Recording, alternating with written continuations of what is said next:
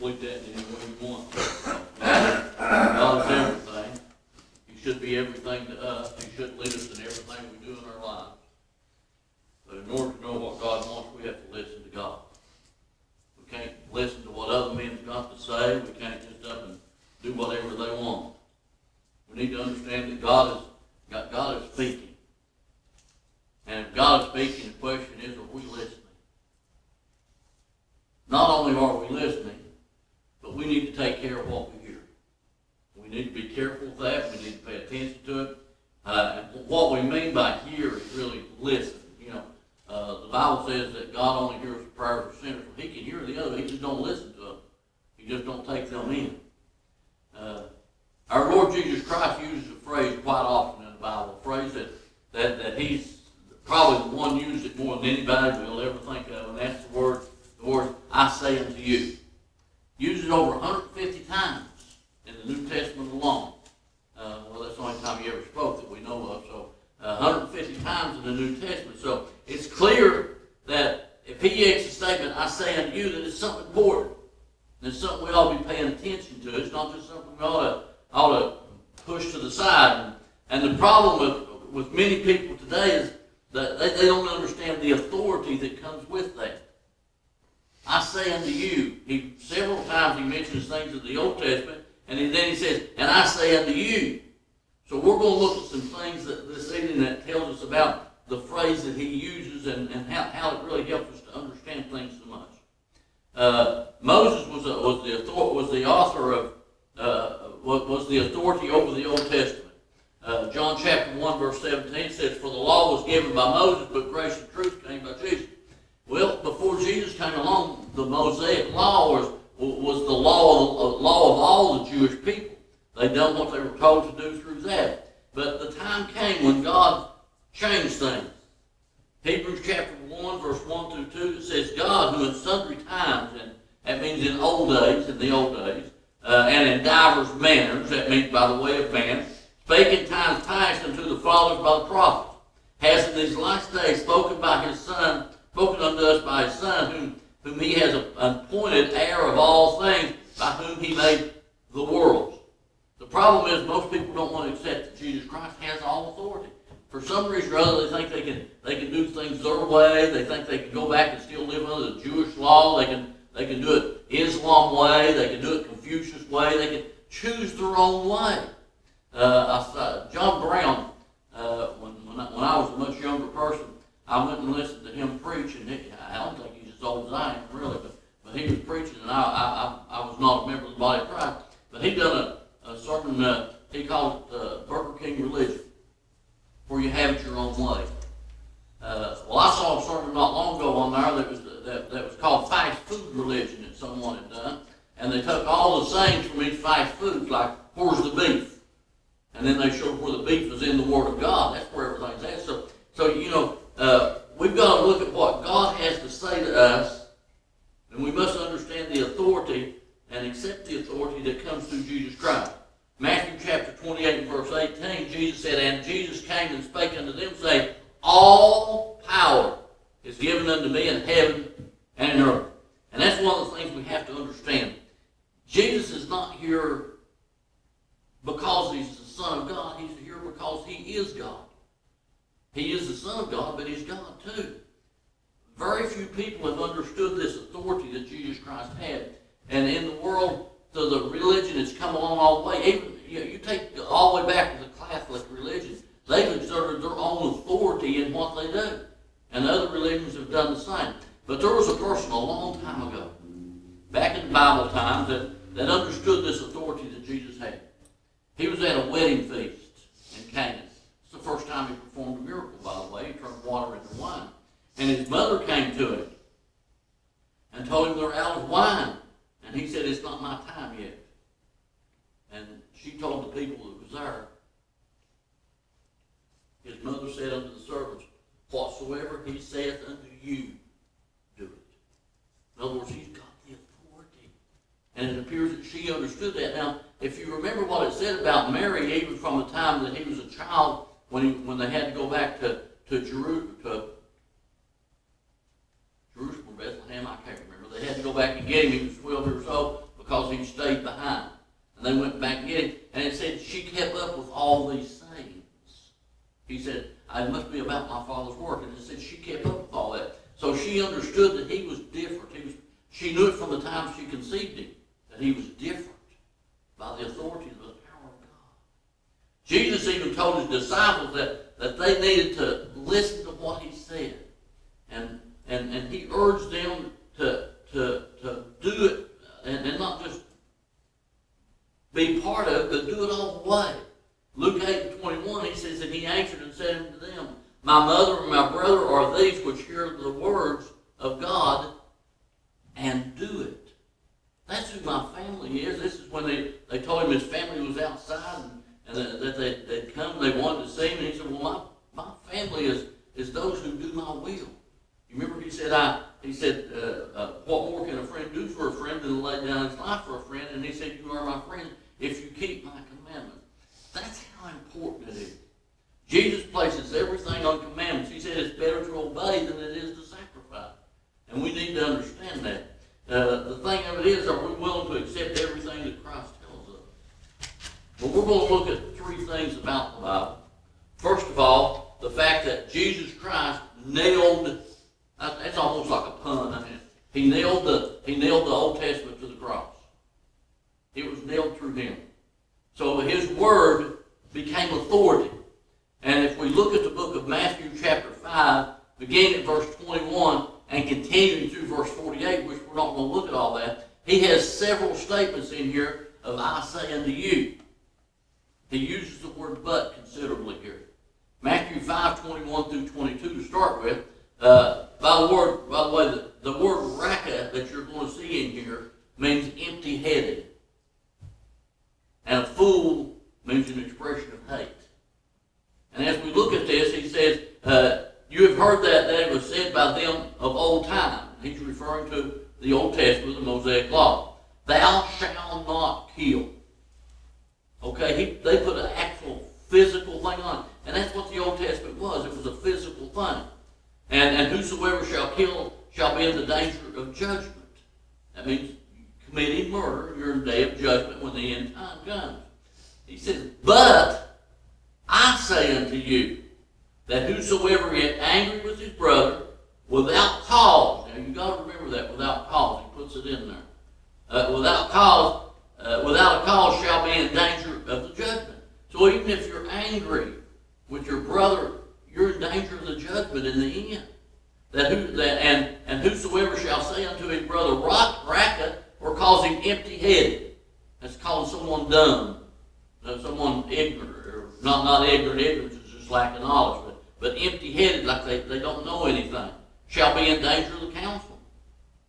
But whosoever shall say, thou fool, shall be in danger of hellfire. All these are things which lead to us to be in danger of judgment if we do it. Before, under the old law, you had to actually commit the act in order to be in danger of it. So he changed that. Really, when you think about it, the Christian law, or the law of grace, is an extreme upgrade of the Mosaic law.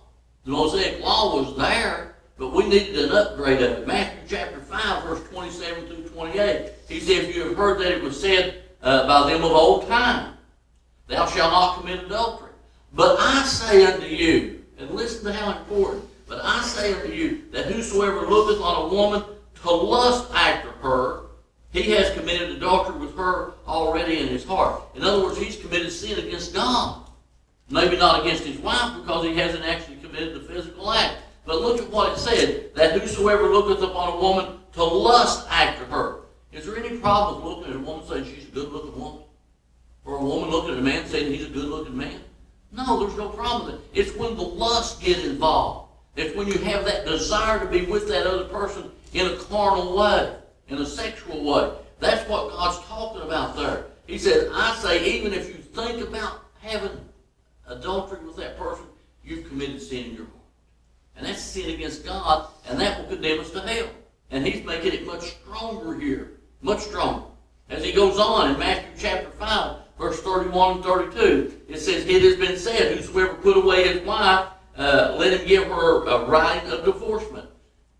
And again, that's one thing that he had contention with them with. They said Moses commanded a writing of divorce. Well, he didn't command it. He allowed it, and that's what Jesus is saying here. He said, but I say unto you, that whosoever shall put away his wife, saving for the cause of fornication, causes her to commit adultery. And whosoever shall marry her that is divorced, committeth adultery. He gave one and one only exemption. One exemption only, that a person can divorce another person and remarry. If adultery does not occur, they can't remarry. And that's what's important about the exemption here. You can remarry if fornication is there. But the law, the principle involved, is one man for one woman for life. No exceptions. Then Jesus gave the one exception. That if you completely break the trust of that relationship, you break the confidence, the trust that the person has in you, then they have the right to seek that trust and favor somewhere else. Now what does God prefer? He prefers that a man and woman, even if adultery occurs, that they stay together. That they work out the problem. That they get that trust back so that they can be man and wife once again. Matthew chapter 5, verse 33 through 35. Your word is your bond. Now that's what Jesus says. Listen to what they said. Again, you have heard that it has been said of them of old times, thou shalt not forswear thyself, but shalt perform unto the Lord thy oath. In other words, swearing to do something, testifying. Now this swearing is not use of cuss words, foul language. It's making an oath. It's making an agreement. I'm going to do that, and I'll stand by the house I have. In other words, I'll pay you that money, and my house will stand good for it. That's kind of what we're talking about. But then he goes on. He said, but I say unto you, swear not at all. Don't make an oath. You don't need to make an oath. Why? Because your word is your bond. Look what he says. Neither by heaven, for it is God's throne. Neither by the earth, for it is his footstool. Neither by Jerusalem, for it is the city of the great king. In other words, don't say this is the truth according to such and such. We don't need to do that. Our word is our bond. If we tell something, we'll tell somebody we'll do something, then that's all that needs to be. And Jesus is saying that we don't need to do that anymore. We need to just let our word be our bond. He goes on in Matthew chapter 5, verse 43 through 45. You have heard that it has been said of old, thou shalt love thy neighbor as thyself and hate thou shalt love thy neighbor and hate thy enemy. But listen to what Jesus says. He changes that. Hate is no longer a part of the Christian, it's not a part of the Christian religion. In the Old Testament it was different. He said, but I say unto you, love your enemies. Bless them that curse you, and do good to them that hate you, and pray for them that despitefully use you and persecute you. What's he talking about? He's talking about non-Christians. Because non-Christians are the people that he's listed here. They're your enemy, and they may have cursed you, but you bless them.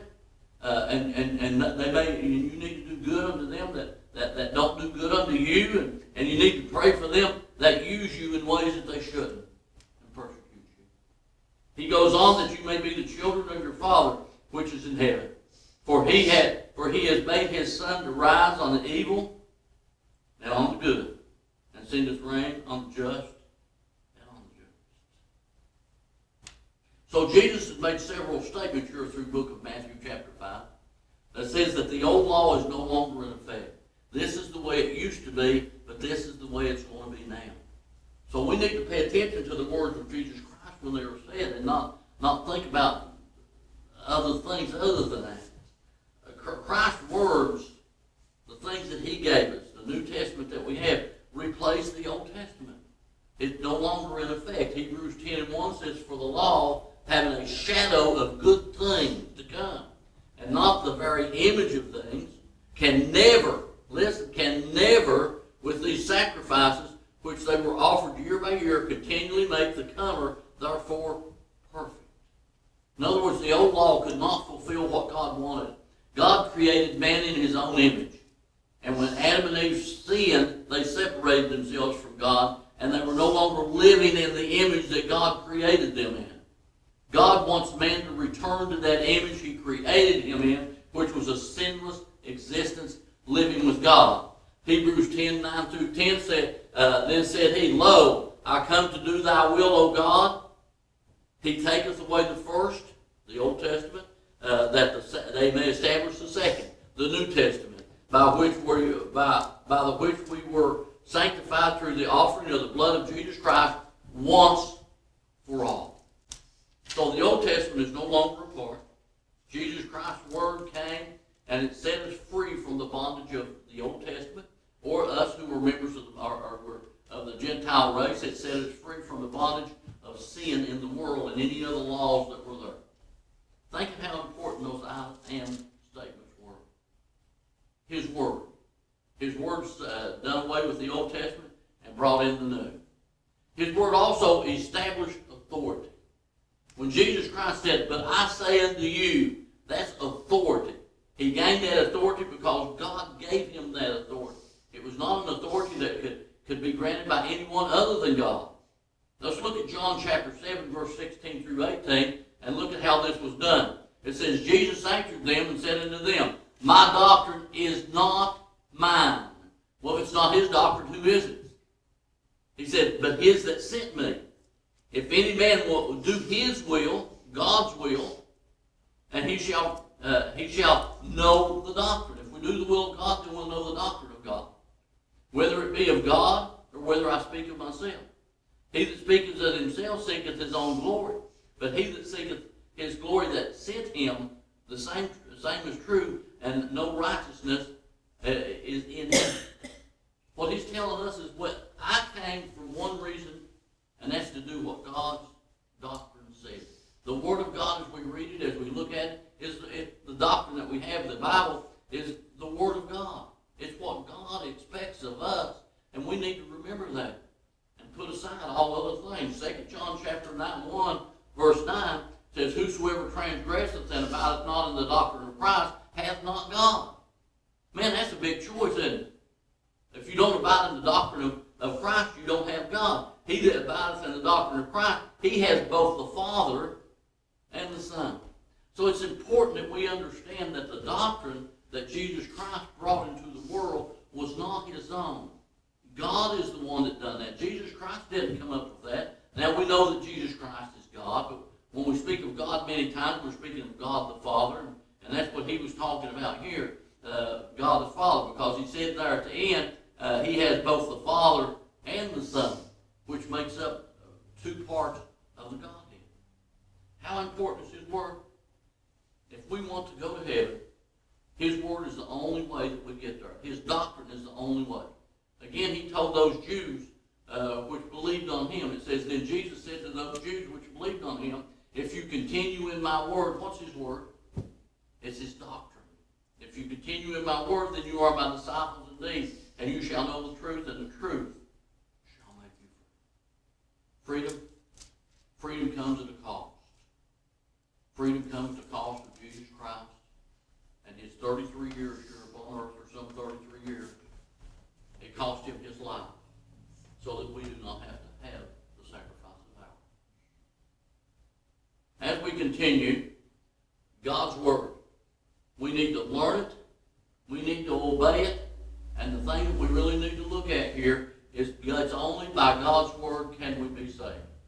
And, some people say, well, grace, faith, the word is how we're saved, because the law of Moses could not justify like the blood of Jesus Christ. Look at Acts chapter 13 and verse 39. It says, and by him all things are justified. By who? By Jesus Christ. All things are justified from all things. We are justified from all things, but from which ye could not be justified by the law of Moses. The law of Moses just pushed things forward. It was never a way where forgiveness of sins was total under the Old Testament, but it was found under the New Testament through that which is Jesus Christ. Again, salvation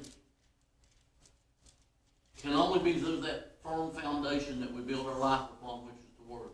Jesus emphasizes this in Matthew chapter 7, and we've read this many times before, but let's look again. He says, therefore, whosoever heareth these sayings of mine, the sayings of his are the doctrine, and does not them, I would liken him unto a wise man, which built rain descended, and the floods came, and the wind blew and beat upon the house, and it fell not, for it was founded upon the rock. And that rock, again, we're talking about is Jesus Christ himself, the Word of God, the doctrine of God that Jesus Christ preached. And everyone that heareth these sayings of mine and does them not shall be likened unto a foolish man, which built his house upon the sand, and the rain descended, and the floods came, and the winds blew and beat upon the house, and it fell, and great was the fall of it. What was the problem that most people have in the world today? They build their faith, their strength upon a foundation that's always shifting, that's always changing.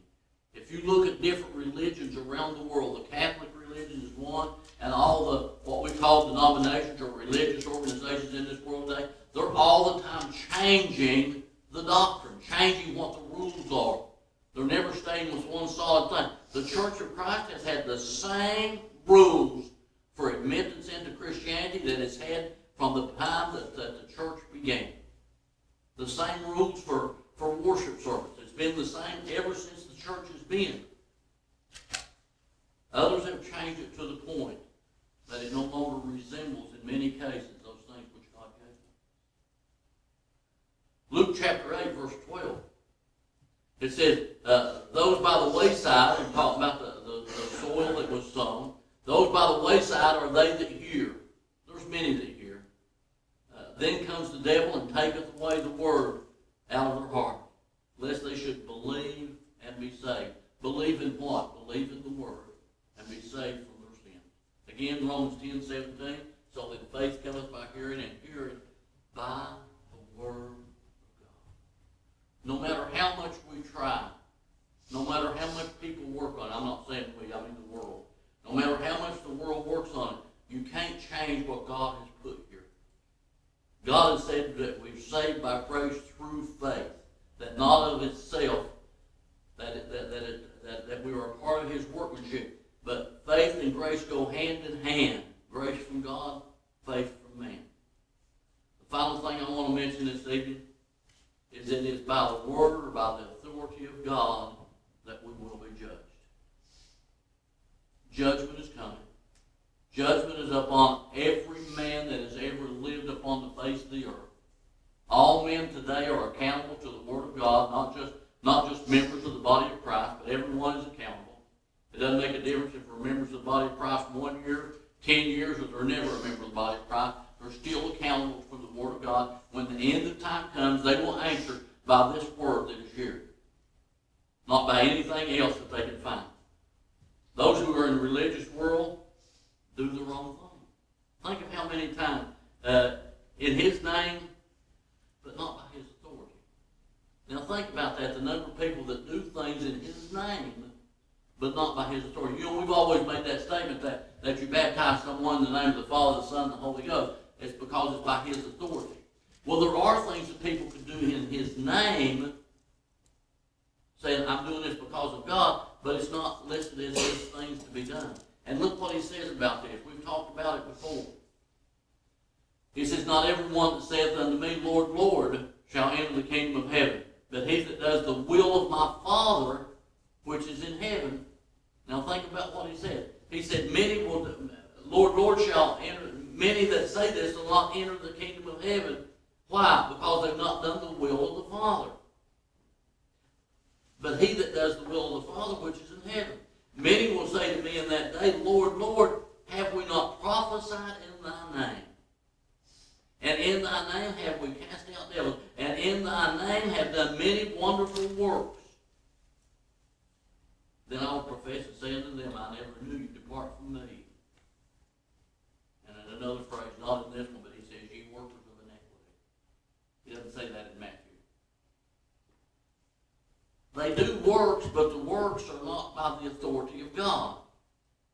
Just like I can say I'm doing this in the name of John, but John didn't tell me it's okay to do that. I might send, like John sent the guy up to the house to cut the tree down for me. He had, by John sending him to do it, he could do it and say that John told me to. Told me, recommended me. Let's use that word. Well, Jesus Christ didn't tell them to do these works. They were doing what they wanted to do. So we have to understand that the works of Jesus or the Bible is what will in the end, that we'll be accountable to. Finally this evening, John chapter 12, verse 48 through 50. He says, Jesus said, he that rejecteth me and receiveth not my word has one that judge him. The word that I have spoken, the same shall judge him in the last day. For I have not spoken of myself, but the Father which sent me.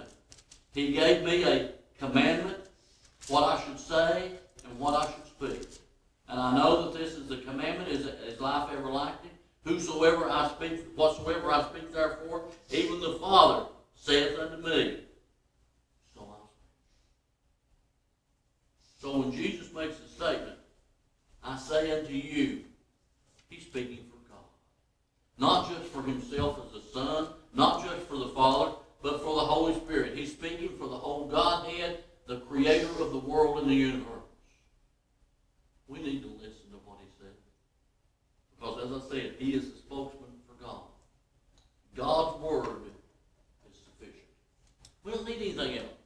I know the world thinks we do. They got to have their own way of going about things. But God's word